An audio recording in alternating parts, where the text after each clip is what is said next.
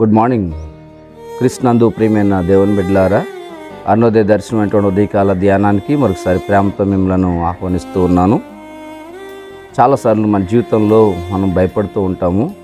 అనేక పర్యాయాలు మనం భయపడుతూనే జీవిస్తూ ఉంటాం. మరి ఆ భయం అనేటువంటిది ఎన్నో రకాలుగా ఉంటుంది. కొన్నిసార్లు మన జీవితంలో మరి మరణ భయంతో మనం భయపడుతూ ఉంటాం. అలాగే మరి అప్పుల సమస్యల్లో భయపడుతూ ఉంటాం. అలాగనే కొన్నిసార్లు మనం మరి పిల్లల వల్ల, అలాగనే భర్త వల్ల, భార్య వల్ల, కుటుంబంలో ఉన్న పరిస్థితుల వల్ల మనం భయపడుతూ ఉంటాం. ప్రియమైన వాళ్ళరా, ఈ లోకంలో మనము భయం అనేటువంటి దాన్ని విడిచిపెట్టాలని ఈరోజు ఉదయకాల ధ్యానంలో ప్రభుపక్షంగా నేను మీకు తెలియచేయచ్చు ఉన్నాను. అది ఎలాంటి భయం అయినప్పటికీ కూడా మనం ఈ రోజున దాన్ని విడిచిపెట్టవలసినటువంటి అవసరం ఉంది. కీర్తనకారుడు 3వ కీర్తన 6వ వచనంలో చక్కని మాట జ్ఞాపకం చేస్తాడు. 10,000 మంది దండెత్తి నా మీదకి వచ్చి మోహరించినను నేను భయపడను. చూసారండి, 10,000 మంది దండెత్తి నా మీదకి వచ్చినా నేను భయపడను అని దావీదు భక్తుడు సెలవిస్తూ ఉన్నాడు. అటువంటి ధైర్యం మనలో కూడా ఉండాలి. ఈ రోజున మనం చిన్న చిన్న వాటికి భయపడతాం. చిన్న చిన్న వాటికి మనం చాలా ఆందోళన పడిపోతూ ఉంటాం. 10,000 మంది దండెత్తి వచ్చినా నేను భయపడను అని అంటున్నాడు కదా. మరి ఎందుకు భయము? ఈ లోకంలో మనం చిన్న చిన్న వాటికి చాలా భయపడిపోతూ ఉంటాం. ఈ రోజున పరిశుద్ధాత్మ దేవుడు మనకు జ్ఞాపకం చేస్తున్నాడు. 2-3 విషయాలు నేను మీతో చెప్తాను, మీరు మనసులో ఉంచుకోండి. మొట్టమొదటి చూసినట్లయితే, నీ సృష్టికర్త అయినటువంటి దేవుడు నీకు తోడుగా ఉన్నాడు కనుక నువ్వు భయపడకు. నీ సృష్టికర్త అనే దేవుడు నీకు తోడుగా ఉన్నాడు. ఆయన నిన్ను నిర్మించిన వాడు, నిర్మాణకుడు. ఎప్పుడు కూడా నిన్ను విడిచిపెట్టడు.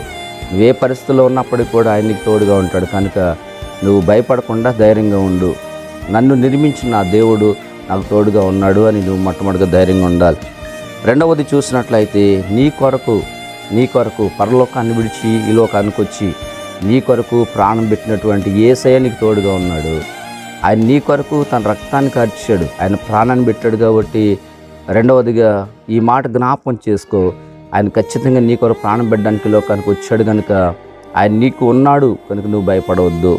మూడవది చూసినట్లయితే కనుక, మరి ప్రకృతిని శాసించగలిగిన దేవుడు నీ పక్షంగా ఉన్నాడు.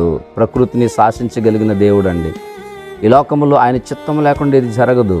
గాలి, నీరు, వాతావరణము, వర్షము సమస్తము కూడా ఆయన ఆధీనంలో ఉన్నాయి.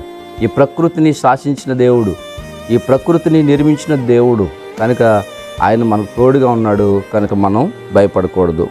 కనుక ఈ రోజున మనం జ్ఞాపకం చేసుకొని, మరి ఎన్నో సమస్యలు, ఇరుకులు, ఇబ్బందులు, కష్టాల్లో మనం ఉంటూ ఉన్నప్పుడు మనం భయపడుతూ ఉన్నామేమో.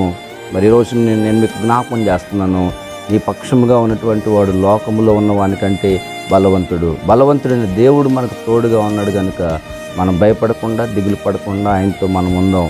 కనుక అటు కృప పరిశుద్ధాత్మ దేవుడు మనందరికీ అనుగ్రహించునుగాక. ప్రార్థన చేసుకుందాం. తలలో ఉంచి కళ్ళు మూసుకుందాం.